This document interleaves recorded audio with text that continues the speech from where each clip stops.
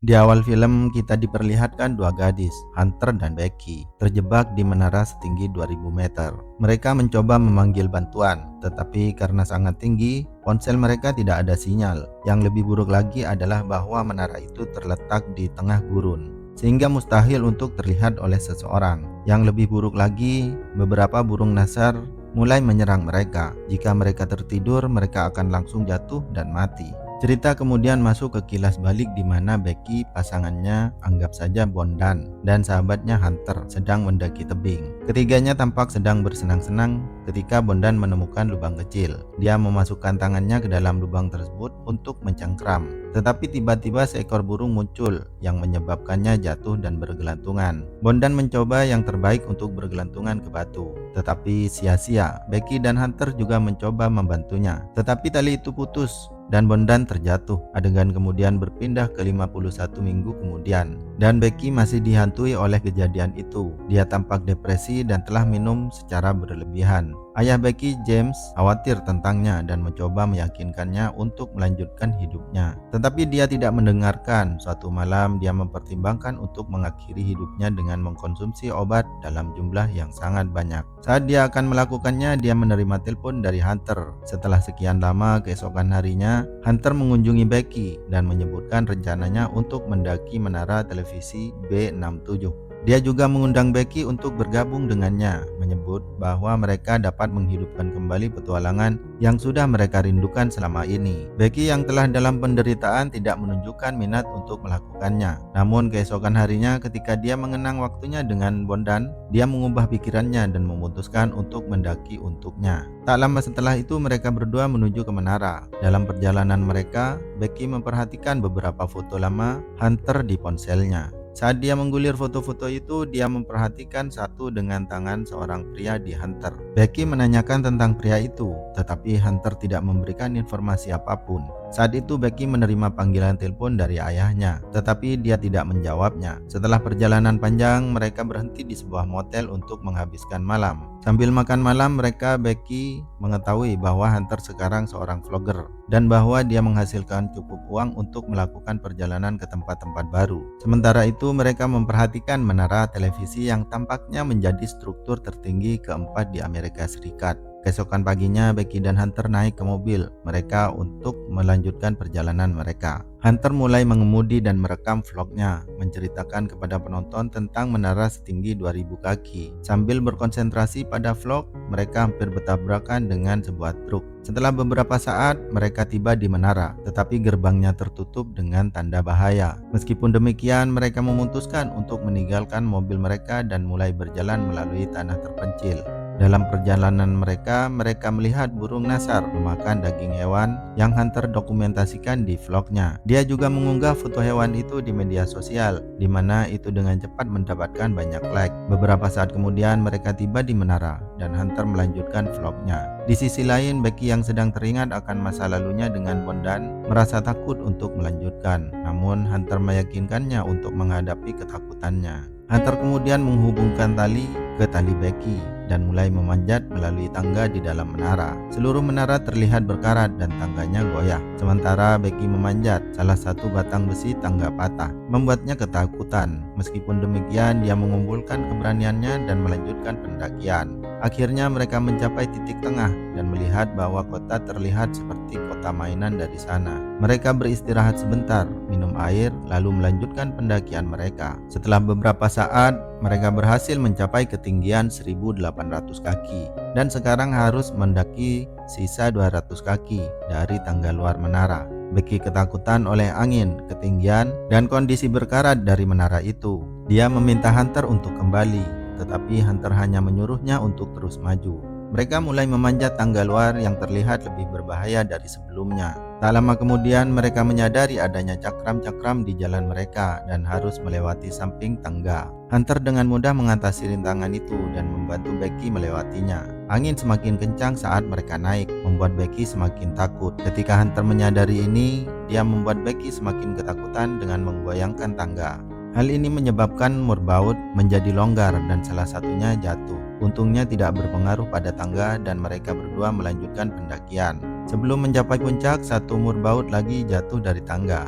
Akhirnya mereka mencapai puncak dan mulai mengambil foto dan video. Namun Hunter belum puas, jadi dia mengambil drone-nya untuk mendapatkan gambar yang lebih baik. Tak lama setelah itu dia menyerahkan kembali drone ke Becky dan menggantung dirinya dari ledge untuk mendapatkan popularitas. Dia kemudian kembali naik dan meminta Becky melakukan hal yang sama. Becky terkejut mendengarnya dan menolak untuk melakukannya. Namun Hunter meyakinkannya dengan mengatakan bahwa itu adalah satu-satunya cara bagi Becky untuk mengatasi ketakutannya. Becky kemudian menggenggam tangan Hunter dan dengan perlahan menggantung dirinya dari ledge menara. Pada saat yang sama Hunter mengambil beberapa selfie dan menarik Becky sebelum tangan mereka lepas. Setelah itu Becky meniup abu bondan dan mengucapkan selamat tinggal terakhir padanya, menciptakan momen emosional bagi keduanya. Sekarang mereka memutuskan untuk kembali. Mereka mengaitkan harness mereka dan Becky pergi terlebih dahulu. Tetapi segera setelah dia turun, tangga itu patah, menyebabkannya jatuh. Untungnya Hunter menangkap tali dan berhasil menarik Becky ke atas. Setelah pengalaman nyaris kematian itu, mereka berdua tertawa seperti orang gila. Namun tawa mereka cepat sirna saat mereka menyadari bahwa tangga-tangga itu tidak lagi ada. Mereka memeriksa ponsel mereka, tetapi tidak ada sinyal. Mereka juga menyadari bahwa tas mereka yang berisi air dan persediaan telah jatuh di cakram di menara itu. Mereka menemukan teropong dan pistol sinyal, tetapi keduanya tidak berfungsi. Becky panik, tetapi Hunter menenangkannya dengan mengatakan bahwa suara tangga yang jatuh pasti didengar oleh seseorang. Dia juga meyakinkan Becky untuk menunggu sampai ada yang datang menolong mereka. Saat keduanya mencari cara untuk melarikan diri, Hunter melihat luka besar di kaki Becky dari kejadian sebelumnya, sehingga dia segera mengikatkan kemejanya di sekitar luka itu.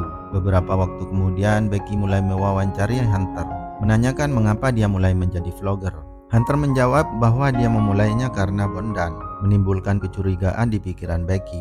Beberapa jam kemudian Hunter memeriksa ponselnya dan mengingat bahwa dia telah mengunggah foto binatang sebelumnya. Dia percaya bahwa ada sinyal di ketinggian tertentu, jadi dia punya ide. Dia menyiapkan pos bantuan, mengikat ponselnya dengan tali, dan mengirimkannya sejauh mungkin ke bawah, berharap akan mendapatkan sinyal dan posnya akan diunggah. Namun upaya mereka gagal. Meskipun demikian mereka yakin bahwa ada sinyal di dasar dan memutuskan untuk melemparkan ponsel itu ke bawah agar pos bantuan bisa diunggah.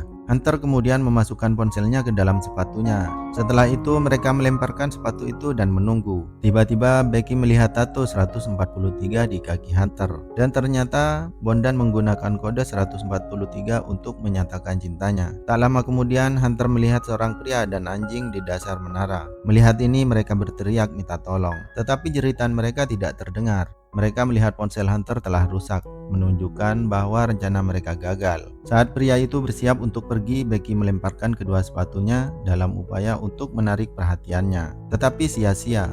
Dia kemudian memutuskan untuk menggunakan pistol sinyal, tetapi Hunter menghentikannya karena pria itu tidak akan memperhatikan pistol sinyal pada siang hari. Sementara itu mereka juga melihat seorang pria lain dan menemukan bahwa mereka telah datang untuk sebuah pesta. Mereka kemudian berniat untuk menggunakan pistol sinyal pada malam hari agar para pria tersebut dapat melihatnya. Kemudian Becky menanyakan tentang tato Hunter yang kemudian mengungkapkan bahwa dia memiliki hubungan gelap dengan Bondan selama 6 bulan. Dia kemudian meminta maaf kepada Becky karena jatuh cinta pada pacar Becky dan membuat kesalahan besar. Hunter mengklaim bahwa dia tertarik pada Bondan karena berbeda dengan pria lainnya. Bondan selalu mendengarkannya. Dia mencintainya, tetapi dia mencintai Becky lebih dari itu, dan sebagai hasilnya dia mengakhiri hubungan mereka. Mendengar ini Becky kecewa bahwa teman dan pasangannya sendiri telah mengkhianatinya. Keesokan paginya alarm telepon Becky berbunyi, menandakan bahwa sudah 24 jam sejak mereka melemparkan ponsel Hunter. Karena mereka sangat haus, Hunter memutuskan untuk turun ke cakram dan mengambil tas mereka. Dia mengikat satu ujung tali ke menara dan ujung satunya ke tubuhnya sendiri, lalu turun sampai ke bawah, tetapi tetap tidak bisa mencapai cakram. Sekarang tidak ada pilihan lain. Hunter membuka harness-nya, menggantung dirinya pada tali dengan satu tangan, dan meluncur ke cakram.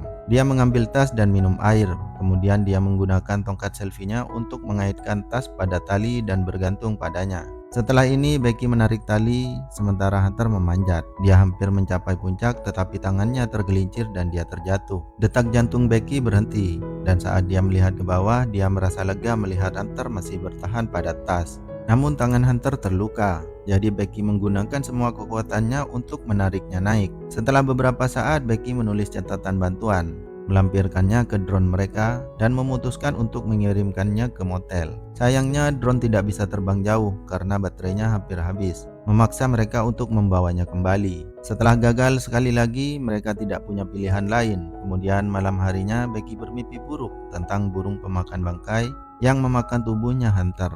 Dia segera terbangun dan menyadari itu hanya mimpi buruk. Keesokan paginya, Becky menyadari bahwa mereka bisa mengisi daya drone menggunakan lampu menara. Dia kemudian memanjat tiang dan mencolokkan pengisi daya drone, tetapi terlalu longgar sehingga dia harus memegang pengisi daya tersebut sampai penuh. Di tengah panas yang sangat menyengat dan serangan burung pemakan bangkai di sekitar, dia bertahan, tetapi dalam prosesnya dia menjatuhkan tas itu ke bawah dari menara. Setelah beberapa saat drone sudah penuh, Becky akhirnya turun. Tak lama setelah itu Becky meluncurkan drone ke arah motel, tetapi ketika hampir mencapai, truk menabraknya dan hancur. Melihat ini, kedua gadis itu hancur karena mereka tidak melihat opsi lain. Kemudian badai mempersulit kelangsungan hidup mereka lebih lanjut. Becky kelelahan dan ingin tidur, tetapi Hunter melarangnya karena burung pemakan bangkai mungkin akan menyerangnya. Becky kemudian meminta sepatu Hunter untuk melemparkan ponselnya sekali lagi. Namun Hunter mengatakan bahwa dia tidak bisa melakukannya karena sepatunya ada di kakinya di bawah cakram. Disinilah terungkap bahwa Hunter tidak bisa menahan tas selama jatuh sebelumnya. Sebaliknya, dia jatuh di cakram dan meninggal. Dan ternyata itu halusinasi Becky saja. Becky menarik tas itu dan bertahan. Sayangnya dia telah melihat keberadaan Hunter sepanjang waktu. Di malam hari, Becky berhasil bertahan dari badai. Dia juga merekam pesan video untuk ayahnya di mana dia mengungkapkan keinginannya untuk pulang. Di tempat lain, James juga terlihat khawatir padanya. Keesokan harinya, burung pemakan bangkai melihat ketidakberdayaan Becky dan mulai memakan luka-lukanya. Sementara itu, Becky menahan burung pemakan bangkai itu dan memukul kepalanya ke permukaan logam dan membunuhnya. Dia kemudian makan daging burung pemakan bangkai itu untuk bertahan hidup. Setelah menghasilkan beberapa energi dalam tubuhnya, dia mengikat dirinya dengan tali dan melompat ke cakram tempat tubuh Hunter tergeletak. Setelah itu dia mengirim pesan kepada James dan meletakkan ponselnya di sepatu Hunter. Kali ini dia meletakkan sepatunya di dalam tubuh Hunter dan melemparkannya ke bawah. Kemudian malam harinya James menerima pesan itu dan segera menelpon 911. Dia bergegas ke tempat kejadian dan menemukan polisi yang membawa mayat. Melihat ini dia menangis karena mengira mayat itu milik Becky. Tetapi segera dia merasa lega melihat putrinya masih hidup. Akhirnya ayah dan putri bersatu, menciptakan momen emosional. Akhirnya film pun selesai. Pesan yang dapat kita ambil dalam film ini, jangan memaksakan keinginan yang ingin kau rebut jika dirimu tak mampu.